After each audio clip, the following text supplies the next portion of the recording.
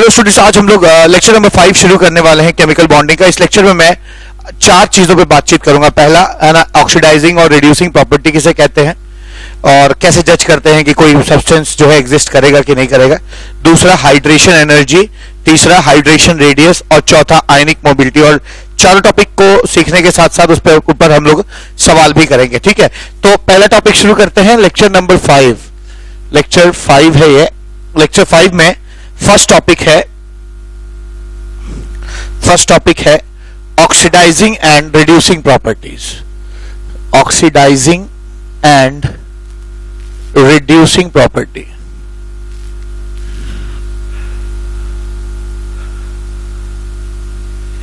Oxidising and reducing properties. तो oxidising और reducing properties जो होते हैं, है ना, उसको जज करने से पहले आपको, ये सीखने से पहले कि ऑक्सीडाइजिंग और रिड्यूसिंग प्रॉपर्टी क्या होता है, आपको थोड़ा सा इनर्ट पेयर इफेक्ट समझना होगा। ठीक है, इनर्ट पेयर इफेक्ट के ऊपर मैंने काफी बातचीत की है पीरियोडिक प्रॉपर्टीज में, लेकिन मैं फिर यहां पे भी एक्सप्लेन कर रहा हूं, ये मान के कि हो सकता है किसी ने अगर पीरियोडिक ना अभी तक पढ़ा हो तो उसको ये बात समझ में आनी चाहिए। तो इनर्ट पेयर इफेक्ट क्या होता है सीखिए। मैं यहां पे लिस्ट कर रहा हूं लोगों को। इनर्ट पेयर इफेक्ट क्या होता है? Boron, carbon, nitrogen, boron, aluminium, gallium, indium और थैलियम, है ना। मैंने बोरॉन फैमिली यहां पे लिए। मैं इनका इलेक्ट्रॉनिक कॉन्फ़िगरेशन लिख रहा हूं। बोरॉन का इलेक्ट्रॉनिक कॉन्फ़िगरेशन हो जाएगा 1s2 2s2 2p1। एल्यूमिनियम का हो जाएगा 1s2 2s2 2p6 3s2 3p1। Gallium का हो जाएगा 1s2 2s2 2p6 3s2 3p6 4s2 3d10 4p1। ये कॉन्फ़िगरेशन आ जाएगा। इंडियम का कॉन्फ़िगरेशन होगा 1s2 2s2 2p6 3s2 3p6 4s2 3d10 4p6 5s2 4d10 और 5p1 हो जाएगा। ठीक है, और इसी तरह थैलियम का कॉन्फ़िगरेशन जो हो जाएगा 1s2 2s2 2p6 3s2 3p6 4s2 3d10 4p6 5s2 4d10 5p6 6s2 4f14 5d10 और 6p1। ठीक है, ये आपका बोरॉन फैमिली हो गया, है ना, ग्रुप 13 हो जाएगा ये। ठीक, इसी तरह पर और भी 2 ग्रुप हैं, है ना, जो हो जाएंगे कुछ इस तरह से। कार्बन, सिलिकॉन, जर्मेनियम, टिन और लेड। इनके भी इलेक्ट्रॉनिक कॉन्फ़िगरेशन ऐसे हो जाएंगे 1s2 2s2 2p2। ठीक है, इसमें हो जाएगा 3s2 3p2। इसमें जर्मेनियम में बिल्कुल उसी तरह पे हो जाएगा। मैं पूरा नहीं लिख रहा हूं क्योंकि मैंने पूरा पहले वाले केस में मैंने यहाँ पे सबका पूरा लिखा है इलेक्ट्रॉनिक कॉन्फ़िगरेशन। अब इसी तरह पे यहाँ पे हो जाएगा, भाई एक एक इलेक्ट्रॉन बढ़ जाएंगे। गैलियम में यहाँ पे गैलियम का हो जाएगा 4s2 3d10 4p2 हो जाएगा। जर्मेनियम में एक इलेक्ट्रॉन बढ़ जाएगा गैलियम से। टिन का हो जाएगा 5s2 और थोड़ा पीछे से लिख देता हूं मैं, है ना, 4s2 3d10 4p6 5s2 4d10 और 5p2। ठीक है, और इसी तरह से लेड का जो कॉन्फ़िगरेशन है वो भी मैं, है ना, यहां 4s2 से ही लिख रहा हूं। ठीक है, 4s2 3d10 4p6 5s2 4d10 5p6 6s2 4f14 5d10 और 6p2। ठीक है, और इसी तरह से एक और कॉन्फ़िगरेशन यहां पे हो जाएगा। ठीक है, बोरॉन का, carbon, nitrogen, phosphorus, arsenic, antimony, bismuth, nitrogen का कॉन्फ़िगरेशन हो जाएगा 1s2 2s2 2p3, फास्फोरस का हो जाएगा 3s2 3p3, ठीक है। आर्सेनिक का हो जाएगा 4s2 3d10 4p3, एंटीमनी का हो जाएगा 4s2 3d10 4p6 5s2 4d10 5p3, और ऐसे ही बिस्मथ का हो जाएगा ...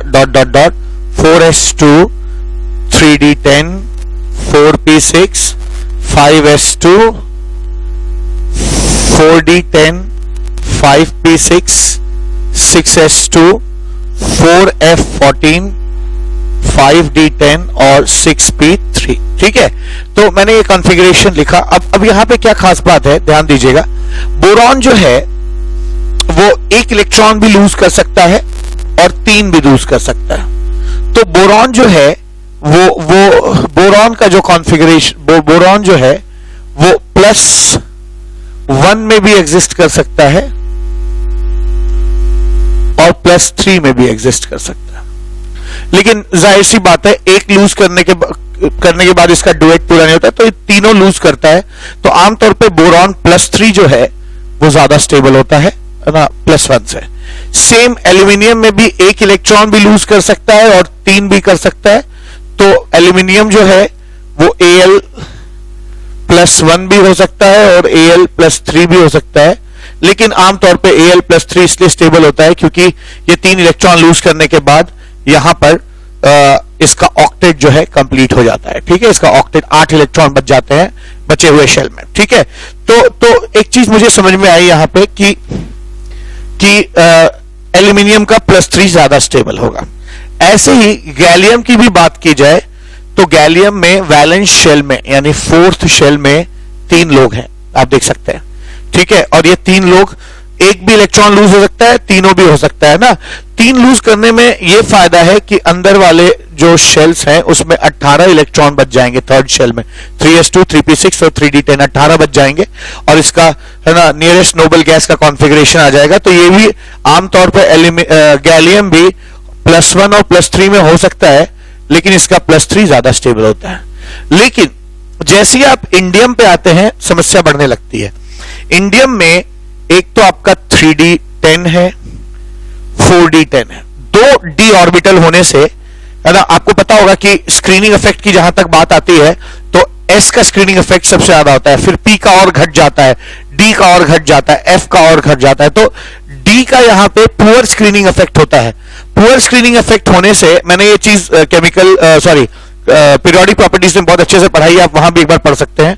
यहां d ऑर्बिटल्स के और f ऑर्बिटल्स के स्क्रीनिंग इफेक्ट पुअर होता है।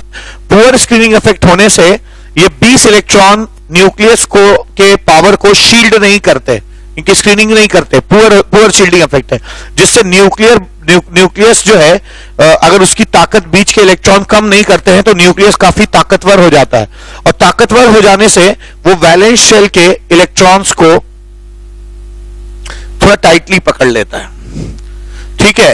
तो एक इलेक्ट्रॉन यहां से लूज करना ऑफ कोर्स शील्डिंग इफेक्ट कम होने की वजह से मुश्किल होता है, मुश्किल होगा, और एक लूज करना मुश्किल होगा, और 3 लूज करना यानी अगला 2 लूज करना और मुश्किल होगा। तो यानी कि यहां उल्टा हो जाएगा, +1 का बनना ज्यादा इजी होगा क्योंकि एक इलेक्ट्रॉन रिलेटिवली इजी होगा लूज करना। 3 इलेक्ट्रॉन लूज करने में ज्यादा दिक्कत आएगी, ठीक है, ज्यादा समस्या आएगी 3 इलेक्ट्रॉन लूज करने में। तो लोग इसको इनर्ट पेयर इफेक्ट इसलिए कहते हैं, इनर्ट पेयर इफेक्ट इसलिए कहते हैं कि आमतौर पर पहला इलेक्ट्रॉन लूज करने के बाद कोई भी एलिमेंट जो है वो अपना बाकी दो इलेक्ट्रॉन जो है, ये पेयर है, वो आसानी से लूज नहीं करना चाहता। तो ये पेयर लूज नहीं होता यानी किसी केमिकल रिएक्शन में पार्टिसिपेट नहीं करता, तो इस पेयर को हम कहते हैं कि ये पेयर जो है इनर्ट हो गया है, ठीक है। ये पेयर इनर्ट पेयर है, ये जल्दी आसानी से किसी केमिकल रिएक्शन में लूज नहीं होगा। ये इंडियम आसानी से इंडियम +3 में नहीं जाएगा, ठीक है। तो आप देख सकते हैं ट्रेंड क्या है। आमतौर पे ऊपर जो है higher oxidation state was stable, but जैसे ही आप इंडियम पे आए, इंडियम का लोअर स्टेट स्टेबल है क्योंकि हायर स्टेट पे जाने के लिए इसको ये 2 इलेक्ट्रॉन लूज करने होंगे, और ये दो इलेक्ट्रॉन आसानी से इसलिए लूज नहीं होते क्योंकि अंदर दो डी ऑर्बिटल है जिनका स्क्रीनिंग इफेक्ट पुअर है। ठीक है, तो इस पेयर को इनर्ट पेयर कहा जाता है, ये आसानी से लूज नहीं होता, इसीलिए इनका +3 स्टेट जो है वो कम स्टेबल होगा +1 से। ऐसे ही थैलियम में आएंगे तो मामला और गड़बड़ हो जाएगा। यहां पे एक 3D है, एक 4D है, एक 5D है और एक 4F भी है।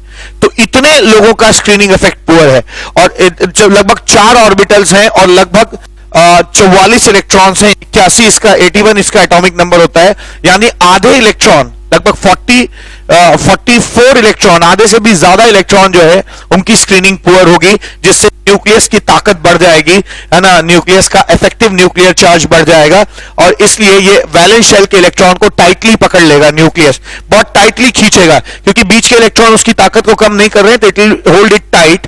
तो आप देख सकते हैं इसका पहला अब यहां वैलेंस शेल में 2 इलेक्ट्रॉन है 6p में, पहला इलेक्ट्रॉन मुश्किल से लूज होगा और इसको लूज करना काफी मुश्किल होगा, कि और ज्यादा मुश्किल होगा क्योंकि और अंदर है, पेनिट्रेटेड है। तो यानी थैलियम का भी +1 स्टेट जो है वो +3 से ज्यादा स्टेबल होगा। ठीक है, अगेन यहां पे ये वाला जो पेयर ऑफ इलेक्ट्रॉन है ये इनर्ट हो गया है, ये जल्दी आसानी से लूज नहीं होगा, इनर्ट पेयर कहा जाएगा। तो यहां मैंने जो ट्रेंड आपको समझाया है, यहां पे जो ट्रेंड समझाया है मैंने आपको, वही चीज यहां पे भी लागू होगी। क्या कि कार्बन के केस में अगर आप बात करेंगे तो कार्बन जो है वो +2 स्टेट में भी हो सकता है, ये 2 इलेक्ट्रॉन भी लूज कर सकता है, 2 इलेक्ट्रॉन भी लूज कर सकता है और 4 इलेक्ट्रॉन भी लूज कर सकता है। ठीक है, 4 इलेक्ट्रॉन भी लूज कर सकता है, लेकिन अगर 4 इलेक्ट्रॉन और 2 इलेक्ट्रॉन दोनों लूज कर सकता है, 2 भी और 4 भी, लेकिन 4 ज्यादा स्टेबल होगा क्योंकि ये 4 लूज करने के बाद ये काफी जो है इसका डुएट पूरा हो जाएगा। ऐसे ही सिलिकॉन के साथ भी ऐसा ही होगा, सिलिकॉन जो है 2 भी लूज कर सकता है और 4 भी लूज कर सकता है, 4 भी लूज कर सकता है, सिलिकॉन +2 में भी हो सकता है और +4 में भी हो सकता है, लेकिन +4 स्टेट ज्यादा स्टेबल माना जाएगा, इसलिए क्योंकि है ना ये इलेक्ट्रॉन लूज करने के बाद अंदर के इलेक्ट्रॉन इसका ऑक्टेट पूरा करेंगे। सेम वही ट्रेंड जर्मेनियम के साथ भी होगा। ठीक है, वही ट्रेंड जो है जर्मेनियम के साथ भी होगा, जर्मेनियम +2 और जर्मेनियम +4 में जर्मेनियम +4 ज्यादा स्टेबल होगा। लेकिन जैसे ही आप यहां आएंगे टिन +2 और टिन +4 में, तो टिन +2 को ज्यादा स्टेबल होना चाहिए। ठीक है, लेकिन यहां पे एक्सेप्शन हो जाता है, यहां इनर्ट पेयर नहीं, इफेक्ट नहीं लगता है टिन पर। ठीक है, इसके रीजन मैं आगे आपको ग्रुप केमिस्ट्री पढ़ाऊंगा डी ब्लॉक में, अभी फिलहाल उसका वक्त नहीं है यहाँ पे। आप इतना जानिए tin is a exception, tin में इनर्ट पेयर इफेक्ट नहीं लगता, टिन का हायर ऑक्सीडेशन स्टेट ही स्टेबल होता है। जबकि लेड के साथ क्या होगा, लेड के साथ भी ऐसा ही होगा, लेड +2 में भी एग्जिस्ट कर सकता है और +4 में भी एग्जिस्ट कर सकता है, पर यहां पे भी वही बात है, यहां पे 3D है, 4D है ना, 4F है, 5D है, इतने सारे लोगों के पुअर स्क्रीनिंग इफेक्ट होने के कारण लेड +2 जो है वो ज्यादा स्टेबल होगा। 2 इलेक्ट्रॉन आसानी से लूज किए जाएंगे, बाकी 2 जो है वो इनर्ट हो जाएंगे, आसानी से लूज नहीं किए जाएंगे। 2p का लूज करना इजी है और 2s का लूज करना मुश्किल है, यानी लेड का +2 ऑक्सीडेशन स्टेट लेड के +4 ऑक्सीडेशन स्टेट से ज्यादा स्टेबल होगा। वही ट्रेंड यहां पे भी एग्जिस्ट करेगा। तो आपके मन में आ रहा होगा कि मैं ये ट्रेंड क्यों बता रहा हूं आपको, ये ट्रेंड इसलिए क्यों बता रहा हूं, मैं अभी आपको समझाता हूं। अब यहां क्या होता है, नाइट्रोजन के केस में भी ऐसा ही होगा, नाइट्रोजन केस में वो 3 इलेक्ट्रॉन भी लूज कर सकता है और 5 भी, है ना। तो नाइट्रोजन जो है +3 स्टेट में भी एग्जिस्ट करता है और +5 में भी एग्जिस्ट करता है, पर आपको पता है कि +5 स्टेट स्टेबल होता है। सेम विथ फास्फोरस, फास्फोरस जो है वो +3 स्टेट में भी एग्जिस्ट कर सकता है और +3 स्टेट में भी एग्जिस्ट कर सकता है और +5 में भी एग्जिस्ट कर सकता है, पर +5 स्टेट ज्यादा स्टेबल होगा। आर्सेनिक के साथ भी ऐसा ही है, आर्सेनिक जो है वो 3 और 2 दोनों में एग्जिस्ट कर सकता है, लेकिन आर्सेनिक जो है वो +3 और +5 दोनों में स्टेट में एग्जिस्ट कर सकता है, लेकिन +5 ज्यादा स्टेबल होगा, सेम रीजन जो पहले था। लेकिन जैसे ही आप एंटीमनी पे आएंगे डी ऑर्बिटल्स बढ़ते चले जाएंगे, डी 3D है, 4D है ना, डी ऑर्बिटल्स बढ़ते चले जाएंगे और यहां पर डी ऑर्बिटल्स के पुअर स्क्रीनिंग के इफेक्ट की वजह से लोअर ऑक्सीडेशन स्टेट जो है वो ज्यादा स्टेबल होने लगे, यानी एंटीमनी +3 और +5 में एंटीमनी +3 जो है वो ज्यादा स्टेबल होगा। और इसी तर्ज पर बिस्मत के साथ भी ऐसा ही होगा, बिस्मत में भी वही हाल है, 3D है, 4D है 4F है, 5D है, इतने लोगों का पुअर स्क्रीनिंग इफेक्ट होने की वजह से बिस्मथ जो है वो +3 और +5 दोनों में एग्जिस्ट तो कर सकता है, पर ऑब्वियसली इसका जो +5 ऑक्सीडेशन स्टेट है वो लेस स्टेबल होगा, +3 ऑक्सीडेशन स्टेट से। अब इस पूरे ट्रेंड को समझने के बाद, है ना, ये इनर्ट पेयर इफेक्ट को समझने के बाद मैं ये कह सकता हूं, मैं क्या निष्कर्ष निकाल सकता हूं, मैं इन्फ्रेंस जो निकाल सकता हूं मैं यहां लिख रहा हूं। क्या निष्कर्ष निकला? इन्फ्रेंस। क्या इन्फ्रेंस निकाल सकता हूं मैं? इन्फ्रेंस ये निकाल सकता हूं कि आमतौर पे मेटल्स जो है वो अपना इलेक्ट्रॉन लूज करने के लिए जाने जाते हैं। आप जानते होंगे, जैसे मेटल है, सोडियम है, सोडियम अपना इलेक्ट्रॉन लूज करने के लिए जाना जाता है, वो अपना इलेक्ट्रॉन फट से लूज करना चाहता है, ठीक है, खुद को ऑक्सीडाइज करता है, यानी मेटल आमतौर पे जो है रिड्यूसिंग एजेंट की तरह बिहेव करते हैं। पर यहां जो मेटल्स हैं वो थोड़े डिफरेंट है। क्यों? अब जैसे फॉर इंस्टेंस आप इंडियम +1 और इंडियम +3 लीजिए, तो +3 लेस स्टेबल है, तो इंडियम +3 जो होगा वो 2 इलेक्ट्रॉन अगर कहीं से भी पाएगा तो तुरंत इंडियम +1 में चेंज होना चाहेगा। ऐसा क्यों होना चाहेगा? ऐसा इसलिए होना चाहेगा क्योंकि इंडियम +1 जो है वो +3 से ज्यादा स्टेबल होता है, ठीक है, ज्यादा स्टेबल होता है। तो यहां पे क्या सीखा?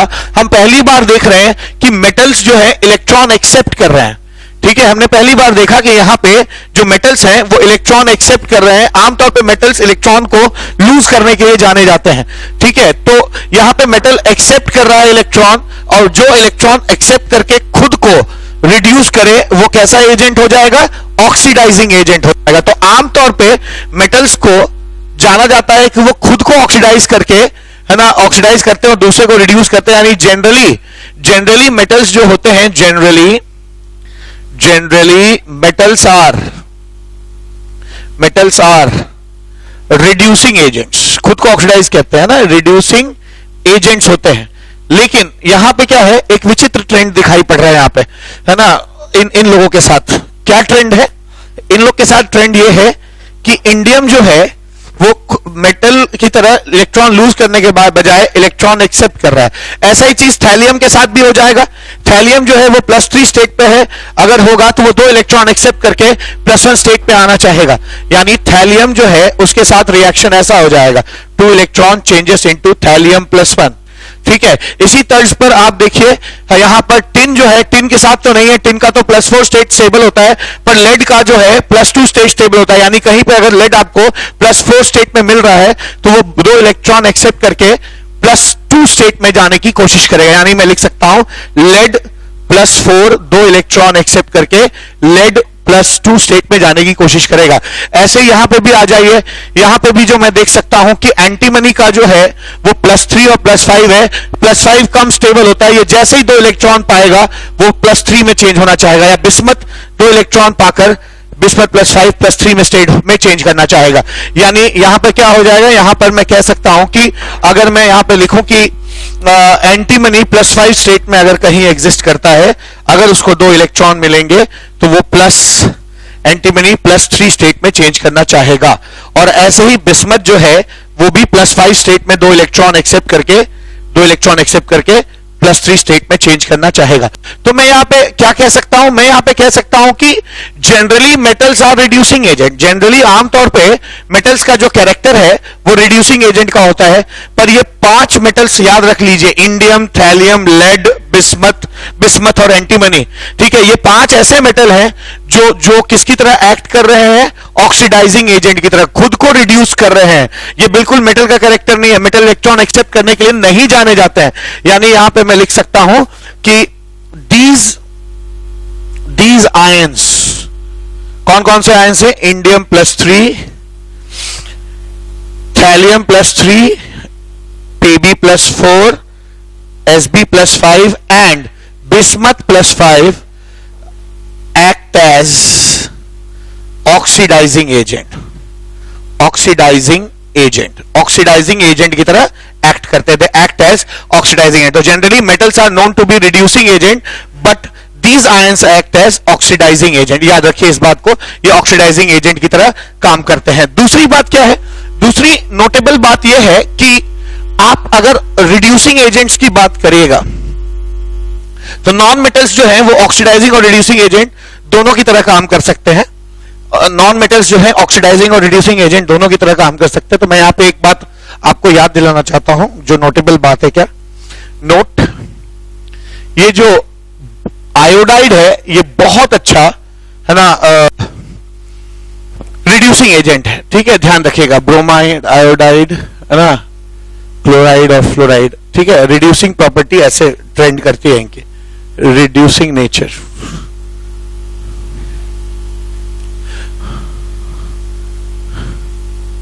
तो रिड्यूसिंग नेचर ऐसे एक्ट करता है, ठीक है। तो ये आयोडाइड जो है ये बहुत ही powerful reducing agent, this is powerful reducing agent होगा, पावरफुल रिड्यूसिंग एजेंट। अब ये मैंने बता दिया आपको। अब क्वेश्चन क्या आएगा, क्वेश्चंस में आपसे पूछा जाएगा कि एक पर्टिकुलर कंपाउंड एग्जिस्ट करेगा कि नहीं करेगा, ठीक है। जैसे फॉर एग्जांपल ऐसे क्वेश्चंस आते हैं, तो मैं ऐसे क्वेश्चंस आपको करने के लिए बहुत सारे दूंगा, पहले मैं एक डिस्कस कर दूं। पूछा जाता है व्हाई PbI4 डजंट एग्जिस्ट।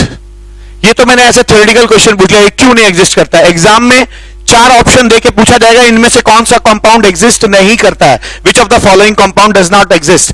तो याद रखिए, you should know how to calculate या हाउ टू गेस की कौन सा कंपाउंड एग्जिस्ट नहीं करेगा, तुम्हें आपको आना चाहिए। अब यहां पे क्या है, अगर आप बहुत गौर से देखें तो यहां पे जो लेड है, इसका मैं सॉल्यूशन बता रहा हूं आपको। ऐसे क्वेश्चंस आपको बहुत सारे मिलेंगे कि ये चीज कब एग्जिस्ट करेगी कब नहीं करेगी। अब लेड +4 है, आयोडाइड माइनस है, ठीक है। तो आयोडाइड जो है, यहां 4 आयोडाइड है।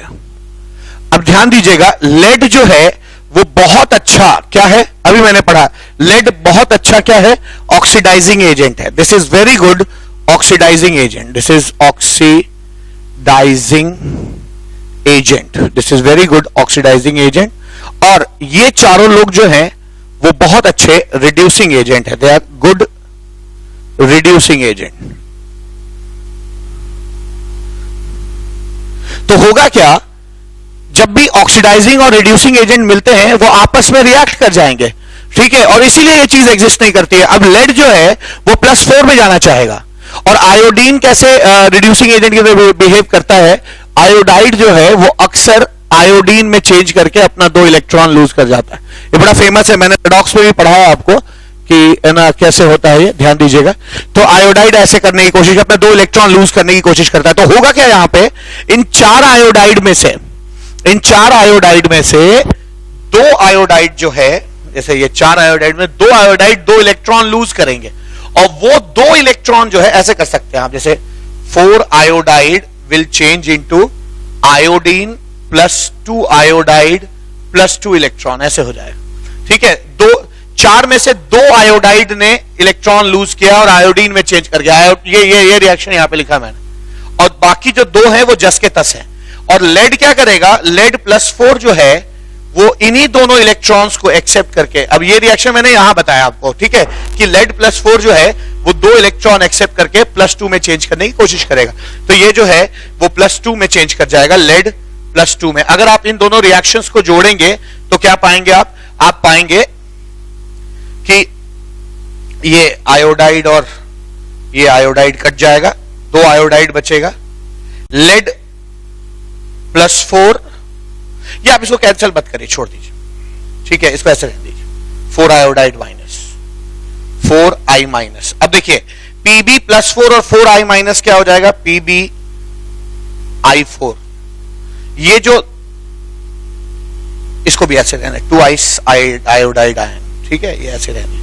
अब ये जो 2 इलेक्ट्रॉन है और ये 2 इलेक्ट्रॉन एक दूसरे को कैंसिल कर देंगे, तो यहां PbI4 will change into Pb +2 और 2 आयोडाइड माइनस मिलकर PbI2 बना देगा, और साथ में आयोडीन रिलीज हो जाएगा। तो अब आपको समझ में आ गया होगा कि क्यों PbI4 एग्जिस्ट नहीं करता है। PbI4 अगर कहीं बनने की संभावना भी होगी तो वो PbI4 तुरंत PbI2 और आयोडीन में चेंज कर जाएगा, ठीक है, इस तरह से। तो आप याद रखिएगा ये क्यों एग्जिस्ट नहीं करता PbI4 इसलिए एग्जिस्ट नहीं करता क्योंकि Pb +4 जो है वो बहुत अच्छा ऑक्सीडाइजिंग एजेंट है, और आयोडाइड जो है बहुत अच्छा रिड्यूसिंग एजेंट है। जैसे ही बहुत अच्छा ऑक्सीडाइजिंग एजेंट बहुत अच्छे रिड्यूसिंग एजेंट से मिलता है, दोनों आपस में रिएक्शन कर बैठते हैं। नेट रिएक्शन ये होगा, ये जो PbI4 अगर बनेगा भी गलती से, वो तुरंत जो है PbI2 में और आयोडीन में चेंज कर जाएगा। तो यहां तक मैंने आपको समझा दिया कि ना, देखिए ये जो इस टॉपिक को पढ़ने का हमारा मेन मकसद क्या था, ऑक्सीडाइजिंग ऑक्सीडाइजिंग और रिड्यूसिंग प्रॉपर्टी पढ़ने का मेन मकसद क्या था कि हम पता लगा सकें, ऐसे क्वेश्चन कर सकें जो इस तरह के होते हैं, क्या कि ये पर्टिकुलर कंपाउंड एग्जिस्ट करेगा कि नहीं करेगा। ये जो आपसे क्वेश्चन आते हैं वो इसी कॉन्सेप्ट जो जितना देर मैंने अभी तक पढ़ाया है इससे आपसे हो जाएंगे। इस चीज की जांच करते हैं कि आपसे हो रहे हैं कि नहीं। आइए कुछ क्वेश्चंस करते हैं। अब यहाँ पे क्या है, थैलियम, इस क्वेश्चन को मैं अलग से डील करूंगा।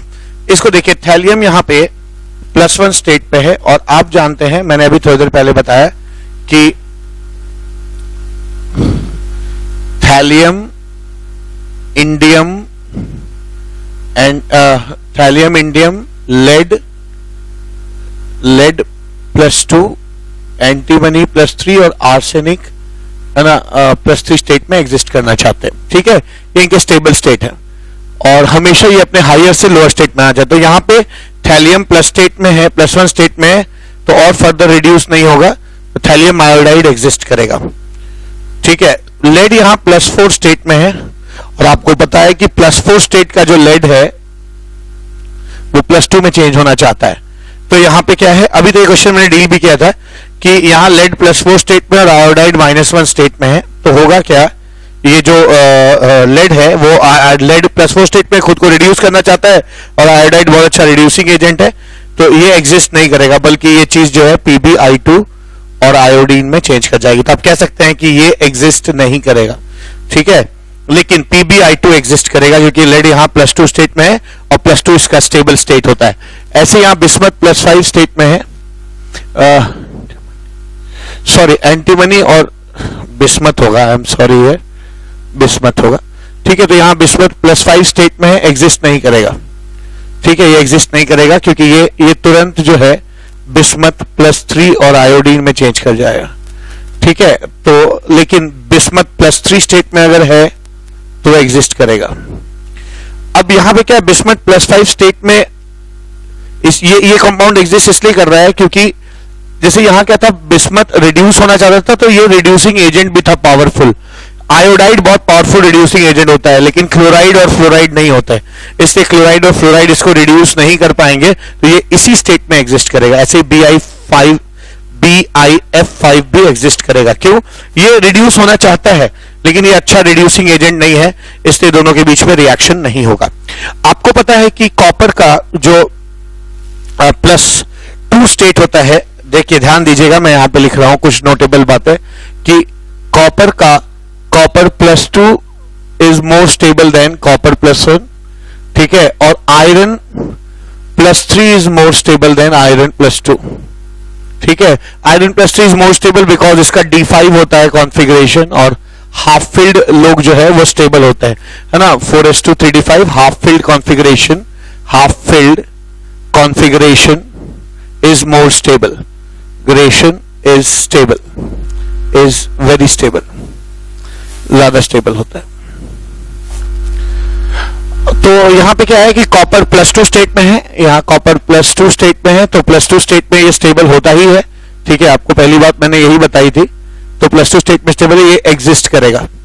अब यहां पे कॉपर जो है वो +1 स्टेट में है और कॉपर बहुत चाहेगा तो खुद को ऑक्सीडाइज करना चाहेगा, लेकिन ये रिड्यूसिंग एजेंट है आयोडाइड, ये रिड्यूसिंग एजेंट है, ऑक्सीडाइजिंग एजेंट नहीं है, इसलिए आयोडाइड इसको ऑक्सीडाइज होने में मदद नहीं करेगा, इसलिए ये भी एग्जिस्ट करेगा। अब ध्यान दीजिएगा, आयोडाइड रिड्यूसिंग एजेंट, अगर कॉपर +1 से रिड्यूस होकर कहीं जाना चाहता तो ये इसकी मदद करता, ठीक है, लेकिन ये रिड्यूस होना नहीं चाहता, ये तो ऑक्सीडाइज होना चाहता है क्योंकि कॉपर का +1 स्टेट से +2 स्टेट ज्यादा स्टेबल होता है। ठीक है, तो इसलिए इसमें कोई फर्क नहीं आएगा। ऐसे यहां की बात करिए, कॉपर जो है +2 स्टेट में है, खुद भी स्टेबल होता है और साथ साथ ब्रोमाइड बहुत अच्छा रिड्यूसिंग एजेंट नहीं है, इसलिए ये एग्जिस्ट करेगा। ऐसे कॉपर +2 स्टेट में स्टेबल भी होता है और है ना, क्लोराइड बहुत अच्छा रिड्यूसिंग एजेंट नहीं है, इसलिए ये भी एग्जिस्ट करेगा। तो यहाँ पे हम लोगों ने पहला टॉपिक तो कंप्लीट कर लिया कि रिड्यूसिंग और ऑक्सीडाइजिंग प्रॉपर्टी क्या होती है, ये देखा कौन कौन लोग ऑक्सीडाइज करना चाहते हैं, कौन लोग रिड्यूस करना चाहते हैं, और इसके आधार पर ये भी देख लिया हम लोगों ने कि कौन कौन से कंपाउंड एग्जिस्ट करेंगे, कौन कौन से नहीं करेंगे। आइए अब नेक्स्ट चीज देखते हैं, हाइड्रेशन एनर्जी।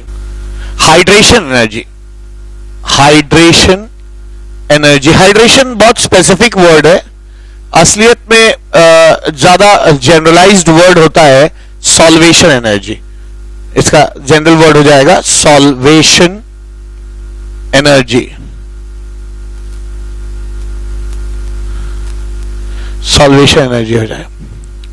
अब सॉल्वेशन एनर्जी और हाइड्रेशन एनर्जी क्या होता है समझा जाए। देखिए आप अक्सर केमिस्ट्री में ऐसे लिखते हैं क्या, NaCl सॉलिड। तो जब भी आप सॉलिड लिखते हैं इसका मतलब क्या है कि ये चीज जो है वो लैटिस फॉर्म में है, ठीक है, सॉलिड स्टेट में है। Plus aqueous changes into Na plus aqueous plus Cl minus, ऐसा सबने लिखा होगा कभी ना कभी, ठीक है, कभी ना कभी सब लिखते हैं, पर इसका मतलब नहीं समझते कि क्या होता है। और इस प्रक्रिया, इसका मतलब होता है कि सॉलिड स्टेट में अगर 1 मोल आयनिक कंपाउंड है वो बहुत सारा इनफाइनाइट वाटर में डाला जाए तो दोनों आयंस अलग अलग हो जाते हैं, और एक्वस का मतलब वो ना सॉल्वेट हो जाएंगे। अगर पानी है तो हाइड्रेट हो जाएगा आयंस, वाटर मॉलिक्यूल्स उसको घेर लेंगे, क्लोराइड को भी घेर लेंगे, और इस प्रोसेस में कुछ एनर्जी निकलेगी, इसको हीट ऑफ सॉल्वेशन कह सकते हैं, या ना आम बोलचाल की भाषा में इसको हाइड्रेशन एनर्जी भी कहते हैं, हाइड्रेशन एनर्जी भी कहा जाता है। अब ये हाइड्रेशन एनर्जी क्या होता है और क्यों रिलीज होता है, इस पे बातचीत की जाए। क्या, मान लीजिए मैं एक मॉलिक्यूल ले रहा हूं, Na plus Cl minus. Cl minus थोड़ा सा बड़ा बनाया मैंने क्योंकि आप जानते हैं कि एनायंस थोड़े से साइज में बड़े होते हैं। एक्वस प्लस एक्वस, एक्वस का मतलब क्या हो गया, एक्वस का मतलब ढेर सारा पानी हो गया, ठीक है। अब पानी जो है वो अपने आप में एक पोलर कंपाउंड है, जैसे ऐसे होता है वाटर जो है ऐसा होता है, इस पे डेल्टा नेगेटिव चार्ज भी होता है, डेल्टा पॉजिटिव ऐसा चार्ज। लेकिन सिंप्लिसिटी रखने के लिए मैं वाटर को ऐसे दिखाऊंगा अभी, ठीक है, एक पॉजिटिव पार्ट और एक नेगेटिव पार्ट ऐसे दिखाऊंगा, ठीक है, थोड़ा सरलता के लिए, थोड़ा इजी करने के लिए मैं वाटर को ऐसे दिखाऊंगा। अब होता क्या है, जैसे ही NaCl पानी में जाता है ना, वाटर का जो नेगेटिव पार्ट है वो धीरे धीरे इसको घेरना, इससे चिपकना शुरू होता है, और वाटर का जो पॉजिटिव साइड है यानी ये वाला, वो क्लोराइड से चिपकना शुरू होता है। ध्यान दीजिएगा, अभी पानी में जाने से पहले मान लीजिए इनके चार्ज Q और Q है, ठीक है, Q और Q है, तो इनकी पोटेंशियल एनर्जी Q स्क्वायर के प्रोपोर्शनल होगी। मैं सिंपल जो है इलेक्ट्रोस्टैटिक का है ना फंडा लगा दिया यहाँ पे। अब यहाँ पे इलेक्ट्रोस्टैटिक्स में आप जानते हैं फंडा यही है कि पोटेंशियल एनर्जी Q स्क्वायर के प्रोपोर्शनल होता है, चार्ज के प्रोडक्ट के बराबर होता है, प्रोपोर्शनल होता है। अब होगा क्या, जैसे ही आप इसको पानी में डाल रहे हैं, वाटर इसको धीरे धीरे है ना सॉल्वेट करना या हाइड्रेट करना शुरू करेगा। किसी और सॉल्वेंट के लिए सॉल्वेट वर्ड यूज करते हैं, सॉल्वेट वर्ड जनरल वर्ड है, और हाइड्रेट वर्ड सिर्फ तभी यूज करते हैं जब पानी की बात होती है, वाटर की बात।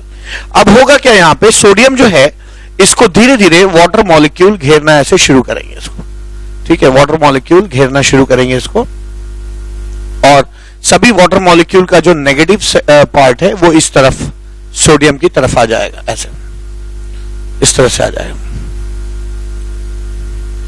तो ये इस तरह से सॉल्वेशन इसका शुरू हो जाएगा, जिसको हाइड्रेशन कहते हैं, वो हाइड्रेशन शुरू हो जाएगा वाटर। और ऐसे ही क्लोराइड के साथ भी होगा, क्लोराइड के साथ भी ऐसा ही कुछ होना शुरू हो जाएगा, क्लोराइड को घेर लिया जाएगा हर तरफ से।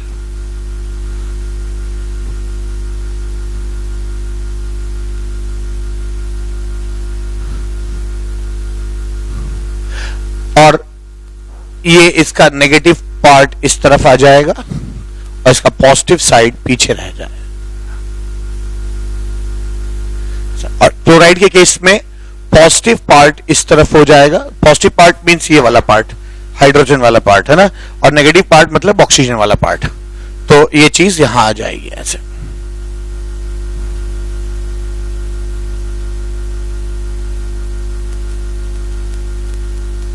ठीक है, इस तरह का हो जाए। अब होगा क्या, इससे फर्क ये पड़ेगा कि नेगेटिव के पास आ जाने की वजह से, ठीक है, इस नेगेटिव के पास आने की वजह से इसकी पॉजिटिविटी घट जाएगी। आप जानते हैं ना, आप पॉजिटिव के बगल में नेगेटिव, आप 2 कूलम चार्ज है, उसको -1 कूलम के बगल में रख दीजिए, तो लोग उसको कहेंगे अब ये +1 चार्ज बचा है। ठीक है, मैं क्या कहना चाहता हूं, मैं कहना चाहता हूं कि +2 कूलम चार्ज है, उसके बगल में अगर आप है ना -1 कूलम चार्ज रख देंगे तो इफेक्टिवली ऐसा बिहेव करेगा ये जैसे 1 कूलम चार्ज है। तो क्या हुआ, पॉजिटिव चार्ज के बगल में अगर आप नेगेटिव चार्ज रख देते हैं तो उसकी पॉजिटिविटी जो है वो कम हो गई, ठीक है, कम हो जाएगी। ठीक है, 2 कूलम से वो 1 कूलम हो जाएगा। तो यही चीज यहां पे भी हो रहा है, किसी भी पॉजिटिव के बगल में अगर आप नेगेटिव रख देंगे तो उसकी पॉजिटिविटी घट जाएगी, और किसी भी नेगेटिव के बगल में अगर आप पॉजिटिव रख देंगे तो उसकी नेगेटिविटी घट जाएगी। तो ले देके अब यहां पे चार्ज घट जाएगा। मान लीजिए अब नया चार्ज है Q डैश, और यहां की जो नई पोटेंशियल एनर्जी है वो इस नए चार्ज के प्रोडक्ट पर डिपेंड करेगी। ठीक है, अब ध्यान इस बात का दीजिएगा, ध्यान इस बात का देना है आपको कि चार्ज तो घट गया, मैं यहां पे लिख रहा हूं चार्ज हो क्या रहा है, चार्ज Q जो है वो Q डैश से ज्यादा है, यहां का जो चार्ज है वो वहां के चार्ज से ज्यादा है। अगर Q डैश से ज्यादा है तो Q स्क्वायर भी Q डैश स्क्वायर से ज्यादा होगा, यानी यहां जो Q स्क्वायर है वो Q डैश स्क्वायर से ज्यादा होगा, और Q डैश अगर Q square Q dash square से ज्यादा, तो यानी इनिशियल पोटेंशियल एनर्जी बाद की पोटेंशियल एनर्जी से ज्यादा होगी, यानी इनिशियल पोटेंशियल एनर्जी बाद की पोटेंशियल एनर्जी से ज्यादा होगी। अब ध्यान दीजिएगा, अगर मान लीजिए इनिशियल पोटेंशियल एनर्जी 50 जूल है, 50 जूल है, ठीक है, 50 किलो जूल पर मोल है या जूल पर मोल है, और यहां पे अब 10 जूल रह गया, तो क्योंकि घट गया है, ठीक है, चार्ज घट गया तो पोटेंशियल एनर्जी घट गई, पर अब पोटेंशियल एनर्जी अगर घट गई है, पहले पोटेंशियल एनर्जी 50 है, अब पोटेंशियल एनर्जी 10 है, तो 40 गई कहां, यही एनर्जी रिलीज हो जाती है, और ये जो एनर्जी जो रिलीज होती है इसी को हम लोग क्या कहते हैं, हाइड्रेशन एनर्जी या सॉल्वेशन एनर्जी कहते हैं। वो समझ में आ रही बात है ना। इनिशियली हवा में ऐसा इसलिए भी होता है क्योंकि पानी का जो डाइलेक्ट्रिक कांस्टेंट होता है, जो वाटर का डाइलेक्ट्रिक कांस्टेंट होता है वो 81 होता है, यानी पानी जो है वो इलेक्ट्रोस्टैटिक फोर्स को 81 टाइम्स डिक्रीज कर देता है, यानी हर एक चार्ज जो है वो लगभग 1/9 चार्ज बच जाता है, इतना हाइड्रेशन हो जाता है उसमें। ठीक है, तो पानी का डाइलेक्ट्रिक कांस्टेंट 81 होता है, यानी ये पोटेंशियल एनर्जी को भी 81 टाइम्स कम कर देगा। ठीक है, 81 टाइम्स के आसपास कम कर देगा। तो मैंने यहां पे सीखा कि ये जो एनर्जी घटी वो गई कहां, वो एनर्जी रिलीज हो जाती है। ठीक है, तो ये एनर्जी जो है वो यहां पर रिलीज हो गई, वहां से यहां आने में कुछ एनर्जी रिलीज हुई, इस एनर्जी को हम लोग है ना हाइड्रेशन एनर्जी कहते हैं या सॉल्वेशन एनर्जी कहते हैं। ठीक है, इस एनर्जी को हम लोग, ये जो रिलीज हुई है इसको हम हाइड्रेशन एनर्जी या सॉल्वेशन एनर्जी कहते हैं। अब होता क्या है, यहां पे मैंने रिलीज किया और इसको हाइड्रेशन या सॉल्वेशन एनर्जी कहते हैं। होता क्या है, इस एनर्जी का अब दो बातें हो सकती हैं, अब दो बातें हो सकती हैं, एक ये दो केसेस बन सकते हैं। पहला केस कि जितनी हाइड्रेशन एनर्जी निकली, ठीक है, हाइड्रेशन एनर्जी को मैं H लिख रहा हूं, अगर वो इसके लैटिस एनर्जी से ज्यादा है, इस कंपाउंड के लैटिस एनर्जी से ज्यादा है, मान लीजिए हाइड्रेशन एनर्जी जो रिलीज हुई अगर वो लैटिस एनर्जी से ज्यादा है, मतलब मान लीजिए इसके लैटिस तोड़ने में 10 जूल लग रहा है और 10 जूल लग रहा है और एनर्जी रिलीज हुई 30 जूल या 40 जूल। ठीक है, तो 10 जूल इसमें से जैसे मैं कह रहा हूं, मान लीजिए एनर्जी, मैं मोटे मोटे ऐसा कैलकुलेशन कह रहा हूं कि मान लीजिए 40 जूल एनर्जी रिलीज हुई, लेकिन इसमें से मान लीजिए 10 जूल इस लैटिस एनर्जी बराबर रीअब्सॉर्ब हो गई, तो होगा क्या, अगर लैटिस एनर्जी कम होगी, यानी देखिए हाँ हाइड्रेशन एनर्जी 40 है, लैटिस एनर्जी 10 जूल है, तो ये ज्यादा रिलीज हुआ और कम लग रहा है इसको तोड़ने में, तो लैटिस एनर्जी अगर कम होगी और हाइड्रेशन एनर्जी ज्यादा होगी तो जितनी एनर्जी निकली है उसका एक पार्ट इस लैटिस को तोड़ देगा। ठीक है, तो याद रखिए हाइड्रेशन एनर्जी और लैटिस एनर्जी, अगर हाइड्रेशन एनर्जी ज्यादा हो लैटिस एनर्जी से, लगभग बराबर भी हो जाए, तो ये बॉन्ड, इनके बीच का सेपरेशन ये टूट जाता है और Na अलग हो जाएगा, Na अलग हो जाएगा और Cl अलग हो जाएगा, Cl अलग हो जाएगा। ठीक है, Na अलग हो जाएगा और Cl अलग हो जाएगा, और Na जो है वो अभी भी, और बल्कि ये जो टूटने की वजह से और लोग इसको आके है ना घेर लेंगे, इस तरह से कुछ हो जाएगा।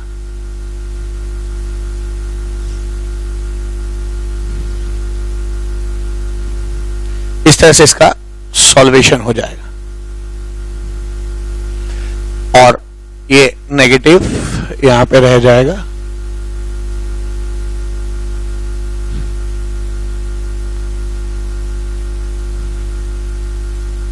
ऐसा कुछ हो जाएगा।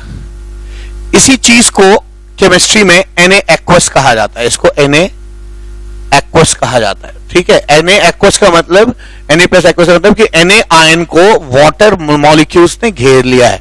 ठीक है, अल्कोहल होता है तो AlC लिख देंगे, है ना, Na अल्कोहलिक, है ना। अगर वाटर सॉल्वेंट होगा तो Na एक्वस लिख देंगे। ठीक है, अमोनिया सॉल्वेंट होगा तो Na प्लस AM लिख देंगे, अमोनिया लिख देंगे, ऐसा हो जाएगा। ऐसे ही क्लोराइड के साथ भी हो जाएगा, क्लोराइड को भी हाइड्रेट कर लिया जाएगा या सॉल्वेट कर लिया जाएगा।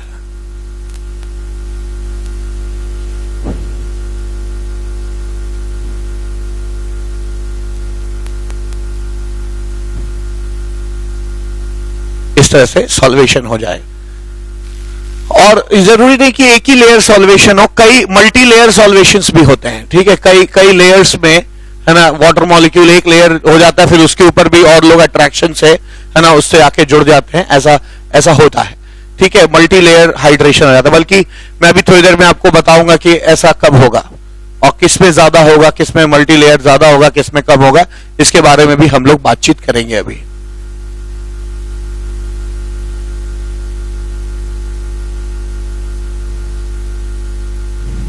ऐसा हो जाएगा। ठीक है, और यहां पे क्लोराइड पे प्लस आ जाएगा, यहां पे जो प्लस वाला साइड जो है इसको सॉल्वेट करेगा।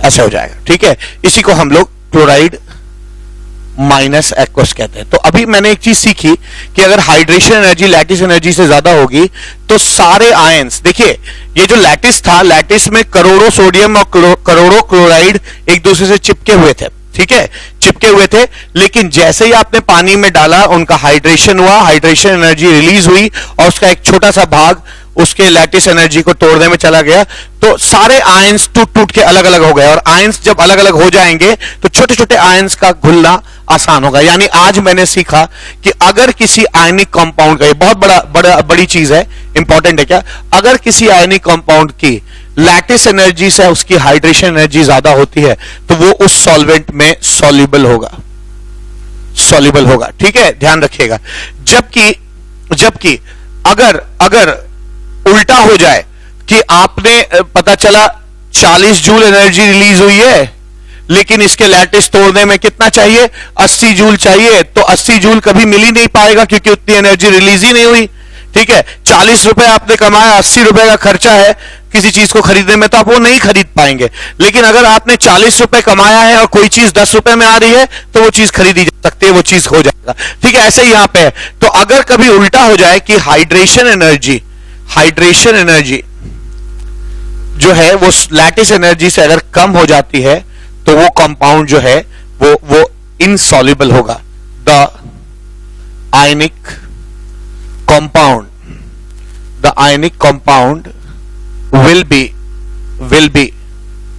insoluble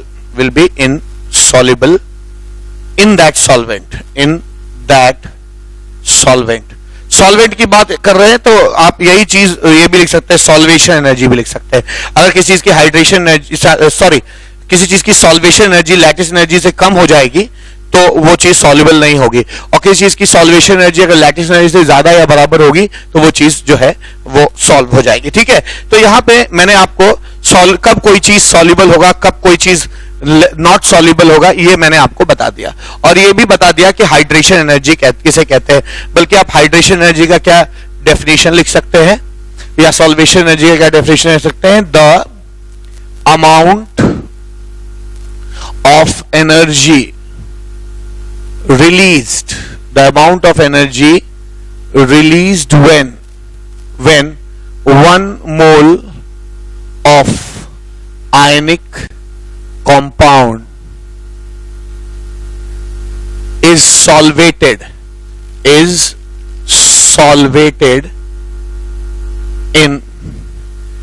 excess of solvent।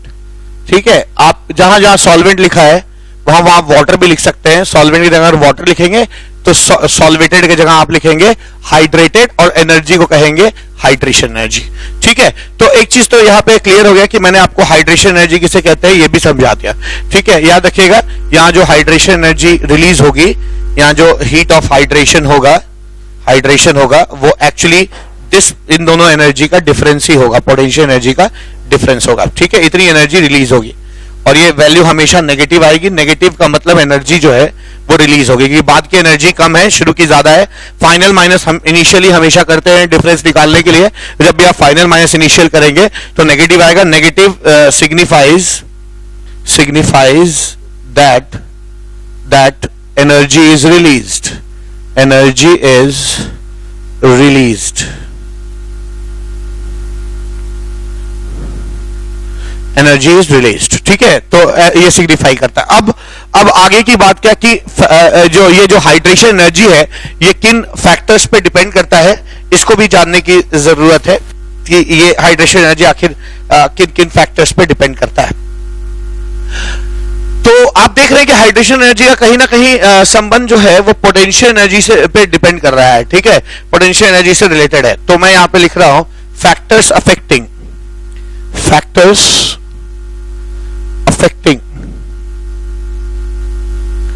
Hydration energy या hydration factors affecting hydration energy भी कह सकते हैं, या आप इसे सॉल्वेशन एनर्जी भी कह सकते हैं, सॉल्वेशन एनर्जी भी कह सकते हैं, फैक्टर्स अफेक्टिंग सॉल्वेशन एनर्जी।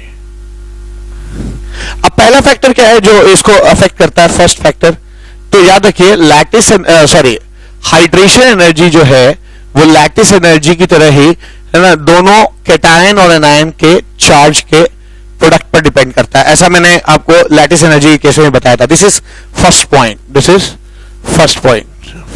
है। ठीक है, ये फर्स्ट पॉइंट है। दूसरी चीज क्या, तो पहले ये देखेंगे, पहले चार्ज का प्रोडक्ट देखेंगे, और जाहिर सी बात है ऐसा होना कोई बुरी बात नहीं है। क्यों? क्योंकि चार्ज के ऊपर ही पोटेंशियल एनर्जी डिपेंड करती है और उसी पोटेंशियल एनर्जी का डिफरेंस हाइड्रेशन एनर्जी होता है। तो कहीं ना कहीं हाइड्रेशन एनर्जी चार्ज पर डिपेंड करता है।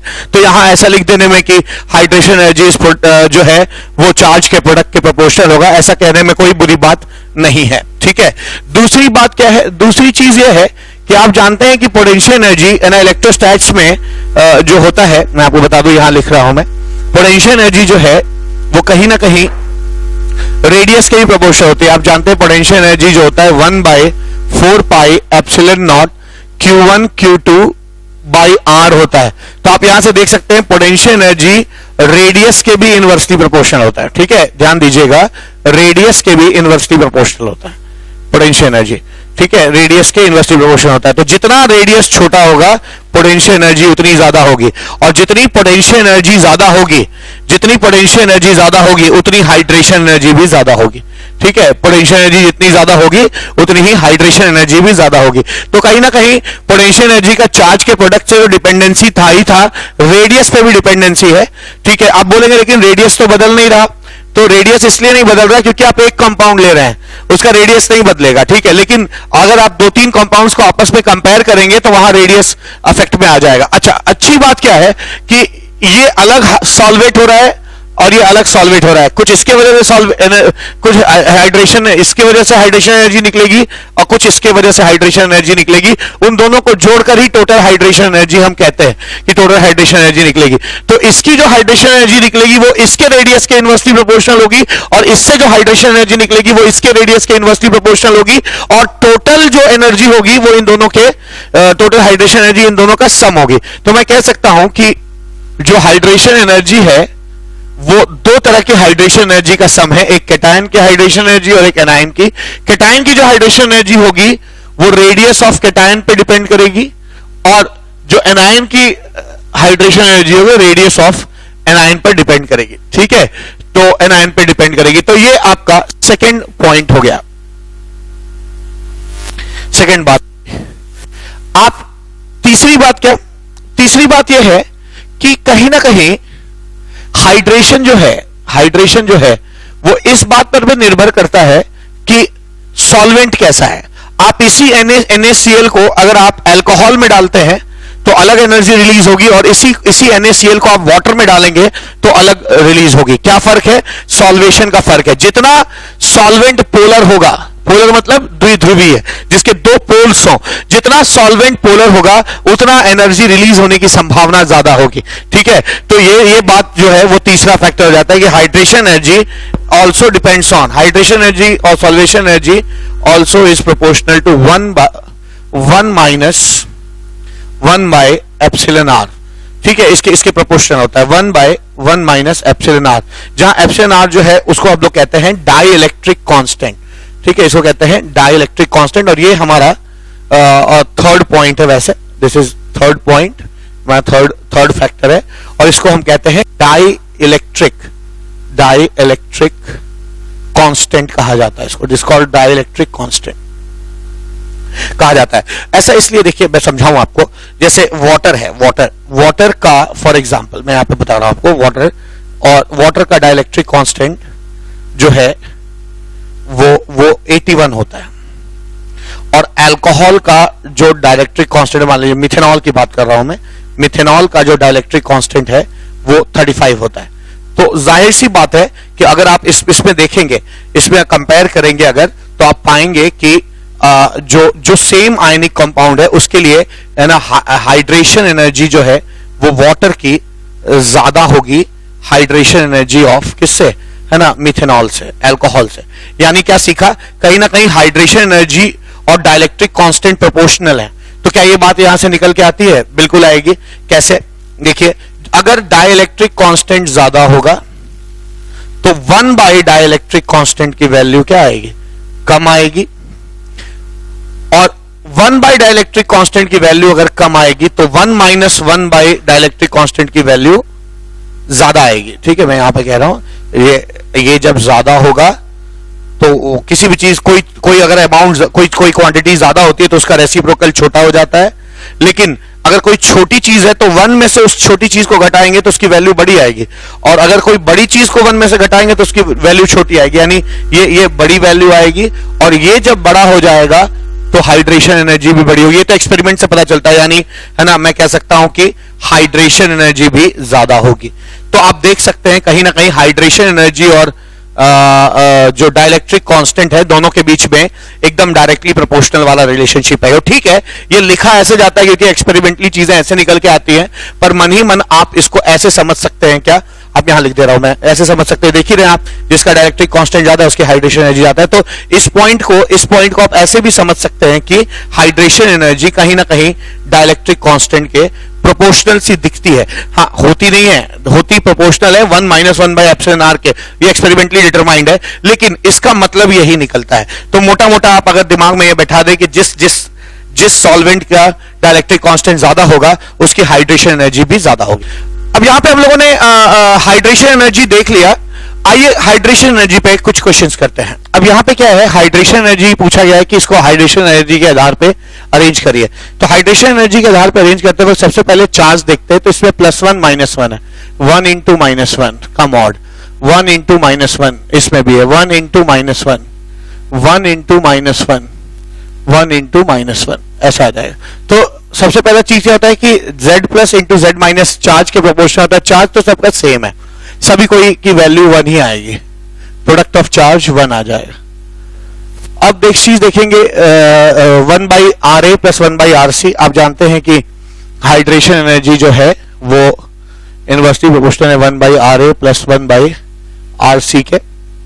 तो यहां पे क्या है, एनायन तो सेम है, ठीक है, एनायन जो है, एनायन रेडियस सेम है, सबके लिए सेम है। तो अंतर कहां आएगा, कैटायन के रेडियस में। जितना छोटा कैटायन होगा उतनी हाइड्रेशन एनर्जी ज्यादा होगी। तो आप जानते हैं कि लिथियम सबसे छोटा होता है, तो लिथियम की हाइड्रेशन एनर्जी सबसे ज्यादा होगी, फिर NaCl, फिर KCl, फिर RbCl, फिर CHCl हो जाएगा। ये आपका सीक्वेंस आ जाएगा। पहला क्वेश्चन है। ऐसे यहां पे भी एक क्वेश्चन है, यहां पे क्या है, अब देखिए यहां पे भी वैसे ही पहले लैटिस एनर्जी जो है, या सॉरी हाइड्रेशन एनर्जी जो है वो Z plus into Z minus के प्रोपोर्शनल होती है। तो आप यहां पे लिख सकते हैं 1 × -1, 1 × -1, 1 इंटू -1 है ना, ये सबका 1 आ रहा है, तो ये चीज तो सेम हो गई। अब हाइड्रेशन एनर्जी जो है it is inversely proportional to radius of anion and radius of cation. अब यहाँ पे क्या है कि कैटायन सबका सेम है, कैटायन यहाँ पे सेम है, रेडियस ऑफ कैटायन जो है यहाँ पे सबका सेम है। तो फिर वही बात, एनायन जितना छोटा होगा हाइड्रेशन एनर्जी ज्यादा होगी, और फ्लोराइड आयन सबसे छोटा होता है, क्लोराइड से छोटा होता है, क्लोराइड ब्रोमाइड से छोटा होता है, इसलिए ये सीक्वेंस आ जाएगा। ठीक है, तो सबसे पहले ये देखना है, फिर ये देखना है, जब ये सेम हो जाए तब ये देखा जाता है। अब यहाँ पे क्या है, यहाँ पे अगर आप देखेंगे तो यहाँ पे +1 -1, तो यानी 1 इंटू -1 है, ये 1 हो जाएगा। यहाँ 2 इंटू एक आयन का चार्ज लेते हैं, इस पे +2 है और इस पे एक क्लोराइड पे -1 है, तो -1 ये आ जाएगा आपका 2, और यहाँ +2 -2 है एक आयन पे, तो 2 इंटू -2 ये आ जाएगा आपका 4। तो आप देख सकते हैं कि चार्ज का प्रोडक्ट सबसे ज्यादा कैल्शियम सल्फेट का है, तो इसकी हाइड्रेशन एनर्जी सबसे ज्यादा होगी, और फिर जो है ना कैल्शियम क्लोराइड की हो जाएगी, और फिर LiCl की हो जाएगी। ठीक है, तो यहाँ पे आपने देखा कि है ना हाइड्रेशन एनर्जी जो है वो कहीं ना कहीं हम लोग जज कर पा रहे हैं। ये 3 तरह के क्वेश्चंस मैंने कराए हैं, आपको आइडिया लग गया होगा कि हाइड्रेशन एनर्जी कैसे निकाली जाती है। अब नेक्स्ट चीज क्या है, नेक्स्ट टॉपिक है हाइड्रेशन रेडियस। मैं यहीं से शुरू कर रहा हूं, हाइड्रेशन रेडियस किसे कहते हैं? हाइड्रेशन रेडियस, हाइड्रेशन रेडियस जो है वो एक आयन का होता है। हाइड्रेशन रेडियस कैसे निकलेगा इसको समझा जाए। मान लीजिए यहां कोई आयन है, मान लीजिए सोडियम आयन है, और ये हाइड्रेटेड है, हाइड्रेटेड है,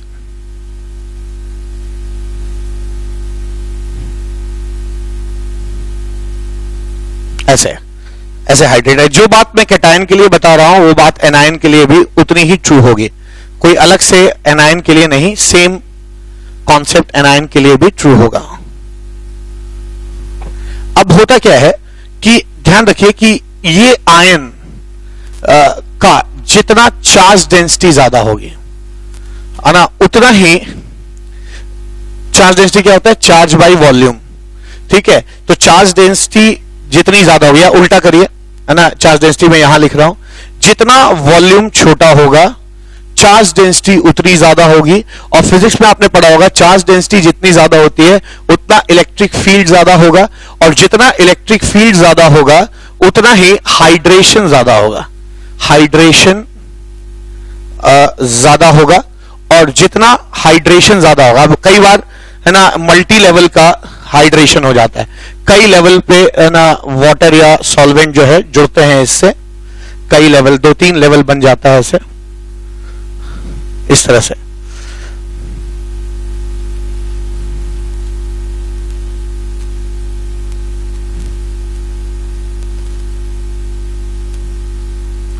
अब कई लेवल्स जो है ऐसे जुड़ जाएंगे ऐसा।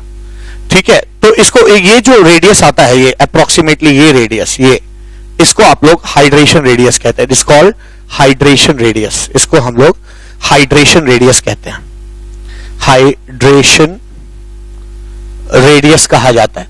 तो आप देख सकते हैं कि हाइड्रेशन जब ज्यादा होगा, हाइड्रेशन जब ज्यादा होगा तो ऑब्वियसली हाइड्रेशन रेडियस भी ज्यादा होगा। ठीक है, जितना हाइड्रेशन ज्यादा होगा उतना हाइड्रेशन रेडियस ज्यादा होगा। तो आप देख सकते हैं, यहां कनेक्शन करें, आयन जितना छोटा होगा, जितना उसका वॉल्यूम कम होगा उतना हाइड्रेशन रेडियस ज्यादा होगा। तो मैं यहां पे लिख सकता हूं क्या, मैं यहां पे फाइनली लिख देता हूं कि हाइड्रेशन रेडियस जो होता है, हाइड्रेशन रेडियस, इसको सॉल्वेशन रेडियस भी कह सकते हैं अगर कोई और सॉल्वेंट होगा तो। हाइड्रेशन रेडियस इज, आप देख रहे हैं जितना साइज छोटा हाइड्रेशन रेडियस उतना ज्यादा, यानी hydration radius is inversely proportional to size of ion. Ion means दोनों हो गए, कैटायन भी और एनायन, दोनों में से कोई भी। तो hydration radius is inversely proportional to size of anion, anion या साइज ऑफ कैटायन। एक ही आयन का अपना होता है हाइड्रेशन रेडियस, या तो कैटायन का होगा या फिर एनायन का होगा। तो कोई भी आयन हो उसका साइज जितना छोटा होगा उसका हाइड्रेशन रेडियस उतना ज्यादा होगा। ठीक है, अब आइए देखते हैं कि हाइड्रेशन रेडियस पे कैसे क्वेश्चन पूछे जाते हैं। अब यहां पे क्या होगा, आपको पता है कि हाइड्रेशन रेडियस जो होता है, आपको पता है कि hydration radius is inversely proportional to size of ion. ये बात आप यूज करेंगे यहां पे। तो हाइड्रेशन रेडियस साइज के इनवर्सली प्रोपोर्शनल होता है। तो जितना छोटा साइज होगा उतना हाइड्रेशन रेडियस ज्यादा होगा। तो लिथियम का हाइड्रेशन रेडियस सबसे बड़ा होता है, फिर सोडियम, फिर पोटेशियम, रुबिडियम, सीजियम। ये चीज आयंस के साथ, एनायन के साथ भी होगी। फ्लोराइड सबसे छोटा है, इसका रेडियस सबसे ज्यादा होगा। और यहां पे भी ऐसा हो जाएगा, बेरिलियम सबसे छोटा है, फिर मैग्नीशियम, फिर कैल्शियम, फिर स्ट्रोंशियम, फिर बेरियम हो जाएगा। ठीक है, तो ये हाइड्रेशन रेडियस पे एकदम इजी क्वेश्चन है, सिर्फ एक ये फंडे पे क्वेश्चन हो जाता है। अब नेक्स्ट चीज और लास्ट टॉपिक इस लेक्चर का क्या है, आयनिक मोबिलिटी। आयनिक मोबिलिटी को कभी कभी कंडक्टेंस कह के भी पूछ लिया जाता है। ठीक है, तो दोनों एक ही तरीके से डिफाइन होगा, कंडक्टेंस। अगर मान लीजिए मैं एक ऐसे बीकर ले लूं और इसमें 2 इलेक्ट्रोड डाल दूं, ऐसे 2 इलेक्ट्रोड डाल दिया मैंने, और एक को मैं पॉजिटिव टर्मिनल से जोड़ दूं, दूसरे को नेगेटिव टर्मिनल से। और अगर यहां पे मैं एक पॉजिटिव आयन लेता हूं और एक नेगेटिव आयन लेता हूं, तो देखिए ये पॉजिटिव टर्मिनल बैटरी से कनेक्टेड है, तो ये पॉजिटिवली चार्ज होगा, तो नेगेटिव चार्ज इसकी तरफ खींचा जाएगा। और ये नेगेटिवली चार्ज टर्मिनल है, बैटरी से जुड़ा हुआ है, तो ये पॉजिटिव चार्ज इस तरफ खींचा जाएगा। तो होता क्या है कि ये एक्वस स्टेट में है। ठीक है, ध्यान दीजिएगा, A plus aqueous, B minus aqueous है।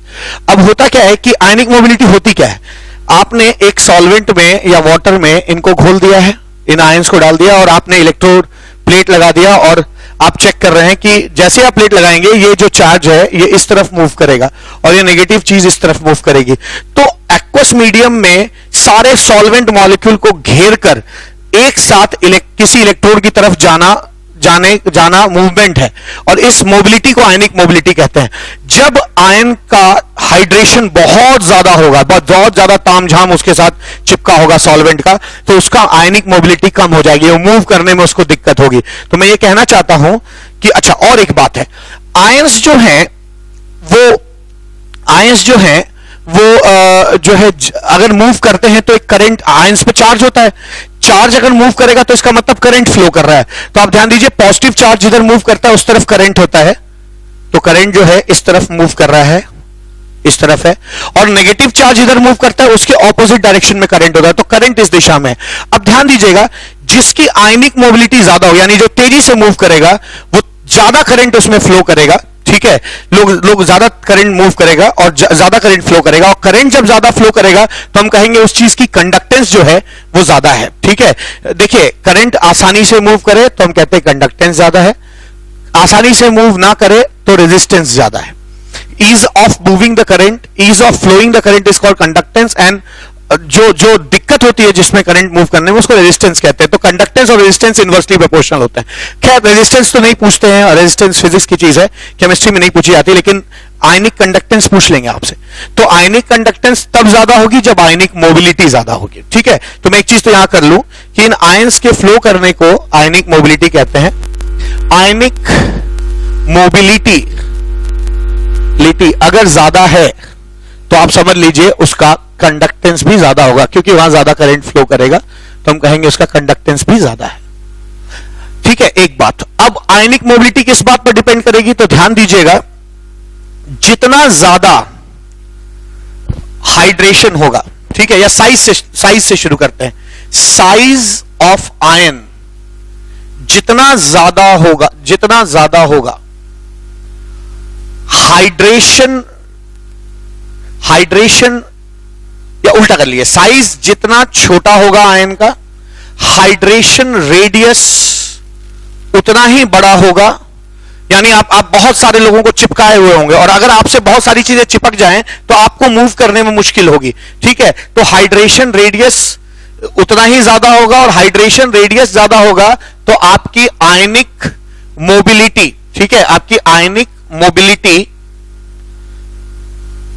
कम होगी। ठीक है, क्योंकि आपसे बहुत लोग जुड़े हुए हैं, हाइड्रेशन का रेडियस आपका बड़ा है, बहुत सॉल्वेंट जुड़े हुए हैं, तो आप आसानी से मूव नहीं कर पाएंगे, और आयनिक मोबिलिटी कम होगी तो ऑफ कोर्स कंडक्टेंस भी आपका उस आयन का कम होगा। तो आप देख सकते हैं कि कंडक्टेंस या आयनिक मोबिलिटी साइज ऑफ आयन के डायरेक्टली प्रोपोर्शनल है। ये कम तो ये भी कम, साइज छोटा तो आयनिक मोबिलिटी कम, यानी मैं यहां पे सारांश लिख सकता हूं कि आयनिक मोबिलिटी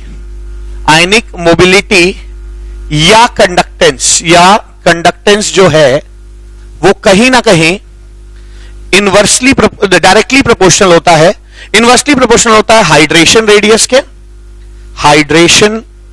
के, और हाइड्रेशन रेडियस आपको पता है, अभी मैंने बताया था, हाइड्रेशन रेडियस जो है ना वो कहीं ना कहीं इनवर्सली प्रोपोर्शनल होता है। हाइड्रेशन रेडियस जो है इनवर्सली प्रोपोर्शनल होता है साइज ऑफ आयन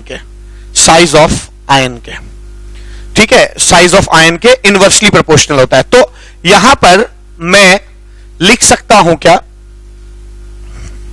यहां पर मैं लिख सकता हूं कि क्लियर हो गया कि आयनिक मोबिलिटी और जो है हाइड्रेशन रेडियस, आयनिक मोबिलिटी और हाइड्रेशन रेडियस इनवर्सली प्रोपोर्शनल होंगे, और इसका ये इनवर्सली है तो इनवर्सली, इसका ये इनवर्सली और इसका ये इनवर्सली, यानी ये और ये डायरेक्टली प्रोपोर्शनल हो जाएंगे। ठीक है, तो क्लियर हो गया कि आयनिक मोबिलिटी जो है वो कहीं ना कहीं साइज ऑफ आयन पे डिपेंड करती है। एक चीज का ध्यान रखिएगा, हाइड्रेशन रेडियस भले ही मैंने लिख दिया यहां पे, पर आप जज इसी से करेंगे, आप ionic mobility is directly proportional to size of ion, क्योंकि हाइड्रेशन रेडियस भी इसी से निकलता है। तो सूत्रधार यही है, आयनिक साइज ऑफ आयन जो है वो मेन चीज हो जाता है। आइए इस पे कुछ क्वेश्चंस करते हैं। अब जैसे जो पिछला क्वेश्चन था हाइड्रेशन रेडियस का, उसी को मैंने फिर से चेंज कर दिया है। पहले यहां हाइड्रेशन रेडियस लिखा था, अब मैंने लिख दिया arrange according to ionic mobility. अब आयनिक मोबिलिटी के आधार पे अगर हम अरेंज करने जा रहे हैं इसको, ठीक है, तो क्या लिखेंगे, यही चीज जो वहां लिखी थी मैं यहां लिख रहा हूं, आयनिक मोबिलिटी जिसको आप कंडक्टेंस भी कहते हैं, it is directly proportional to, ठीक है, ये बीच की चीज मैं हटा रहा हूं और डायरेक्टली कर दे रहा हूं। आयनिक मोबिलिटी या कंडक्टेंस जो है वो साइज ऑफ आयन के प्रोपोर्शनल होगा, तो it will be directly proportional to size of ion के साइज के प्रोपोर्शनल होगा। तो आप देख सकते हैं कि सबसे छोटा आयन जो होगा उसकी आयनिक मोबिलिटी सबसे कम होगी, यानी यहां पे उल्टा हो जाएगा। आयनिक मोबिलिटी या कंडक्टेंस के आधार पर अरेंज करेंगे तो ये सीक्वेंस आएगा। तो जो सीक्वेंस आपका हाइड्रेशन रेडियस के लिए आया था उसका ठीक उल्टा है ना जो है आयनिक मोबिलिटी के लिए या कंडक्टेंस के लिए आ जाएगा। ऐसे ही यहां पे भी हो जाएगा। तो ये आपका आयनिक मोबिलिटी या कंडक्टेंस पे क्वेश्चन है तो भी कर सकते हैं। तो आज मैंने आपको इस लेक्चर में ये बताया कि ऑक्सीडाइजिंग और रिड्यूसिंग प्रॉपर्टीज के आधार पर कैसे कोई मॉलिक्यूल एग्जिस्ट करता है कि नहीं करता है, ये कैसे पता लगाया जाए। ये भी हम लोगों ने सीखा कि हाइड्रेशन एनर्जी क्या होती है और कैसे आयनिक कंपाउंड्स की हाइड्रेशन एनर्जी हम है ना पेपर पेन पे जज कर सकते हैं। एक्सपेरिमेंट करने की जरूरत नहीं है, उस पर कुछ क्वेश्चंस किए हम लोगों ने। मैंने ये भी सिखाया कि हाइड्रेशन रेडियस कैसे कैलकुलेट किया जाता है, उस पर क्वेश्चंस आएंगे तो कैसे किया जाए, और ये भी सिखाया कि आयनिक मोबिलिटी या कंडक्टेंस पे आधार पे अरेंज करने के लिए आ जाए तो कैसे करेंगे। देखिए आज की पूरी क्लास का मकसद ये था, ठीक है हम कॉन्सेप्ट पढ़ते हैं, पर कंपटीशन के लिए कॉन्सेप्ट के पढ़ने के अलावा आपको ज्यादा इंपॉर्टेंट ये है कि ठीक है कॉन्सेप्ट सीख लिया, ज्यादा इंपॉर्टेंट ये है कि आप क्वेश्चन कर पा रहे हैं कि नहीं, या उस टाइप के कुछ क्वेश्चंस आप कर लें ताकि एग्जाम में आए तो आपके लिए वो रिपीटेटिव हो। तो आज इस लेक्चर में इतना ही, मिलते हैं अगले लेक्चर में और बात करते हैं सॉल्युबिलिटी के ऊपर। तब तक के लिए thank you so much, have a nice day.